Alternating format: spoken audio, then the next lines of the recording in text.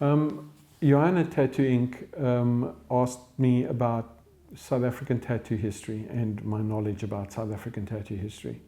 And it's quite difficult because a lot of it's not documented and there's very little real information besides a lot of hearsay and personal experiences.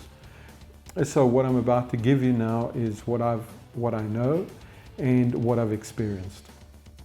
The earliest knowledge of tattoo history in South Africa happens in the period between 1904 and 1914. This was done by John Clark, Professor John Clark, who in fact is not South African. He was an Englishman who was born in 1871. He then traveled to Galveston in Texas, and he literally fought in the Spanish-American War of 1898, where he met and was befriended by a Mexican tattoo artist who apprenticed him and taught him to tattoo. He then met one of the tattooed ladies of the time, Bertha, who was called Princess Beatrice. He fell in love with her. They were sweethearts, and he proposed to her, and they got married and moved to Johannesburg, believe it or not, in 1904.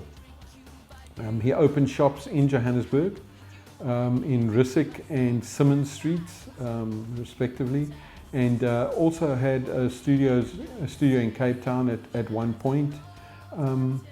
And that really covers pretty much him. I know that George Boucher worked with him here in Johannesburg, and I'm pretty sure quite a few others. There weren't a lot of tattoo artists at the time, so they must have known each other and moved around each other. And he did have a tendency to move back and forth quite a bit. That's John Clark. In fact, he kept the Thompson. He used Thompson as a middle name, so he was actually John Thompson Clark. He's an interesting character. His style is very traditional.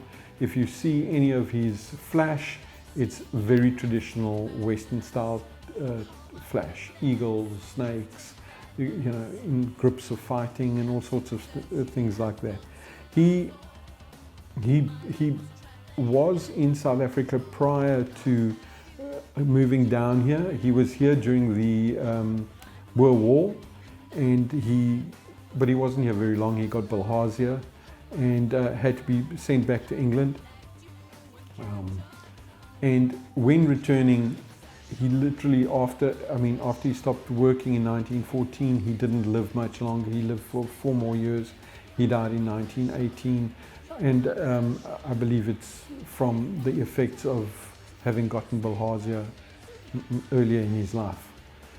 From that point to probably into the 60s, there's very little knowledge of what's going on in South Africa.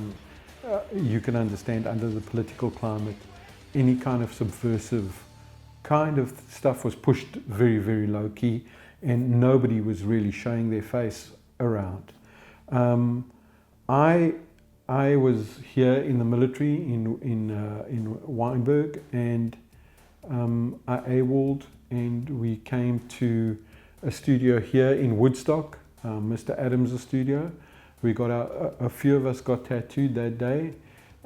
He was the only guy that we could find in Cape Town who could tattoo you. From there, and his history I don't know that much about. I never had the good fortune of spending any time with the man, so I don't really know too much about that history. I do remember his studio, and it was really old school. It was quite, when I think about where our studios are today, it was like really quite unhygienic and quite scary. But the man had his own style, and he worked in Western traditional, and it was great. He literally he would take a ballpoint and draw on you, and that would be great. And he'd then ink it in. It was amazing. Anyway, I digress. I moved back to Johannesburg, and at that time there was a Frenchman by the name of Alain. Alain, very interesting character. There were a lot of images in his studio of very famous people having dedicated photographs to him and stuff like that, like John Lennon and Yoko Ono and stuff. But Alain also had a reputation for telling some really long, tall stories. So I don't know what's true and what isn't, and whether it matters or not is really not important. But he had, I remember in the early 80s, had a studio in the Hillbrow Underground, where you had to literally go down into the basement, and it was this little studio in the corner. Also, once again, very old school flash, straight off the walls, copy and paste, and that's how it was. By that time, I was so interested. I couldn't stop myself wanting to be involved. I really did want to learn to tattoo. And with that in mind, in '87, I left the country. During this period, though, there's a group which I like to call the undesirables, and he and his minions pulled in to the scene and literally used a bike club to push people out. And I know of people who were severely beaten and all the equipment taken by these people. That was a very ugly side of things, and unfortunately for them, they didn't really read the crest, the wave that was coming, and this huge internet wave of like reality shows and all of this stuff, and pretty soon, it still flexed their muscles, but it waned further and further.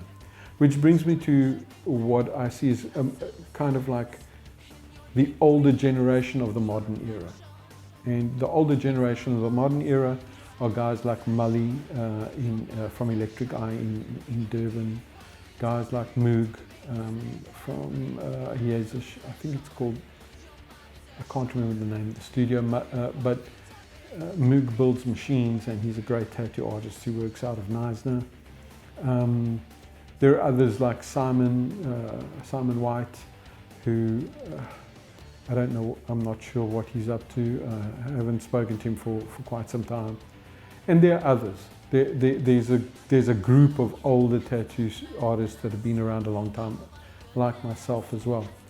And we kind of worked in that transition period when tattoo magazines started to come into the scene, and then once the magazines started to get out there and people were starting to see like Skin and Ink magazine and Tattooed and stuff like that, then people started to see what was happening in the rest of the world, and it began to lift the local consciousness of tattooing.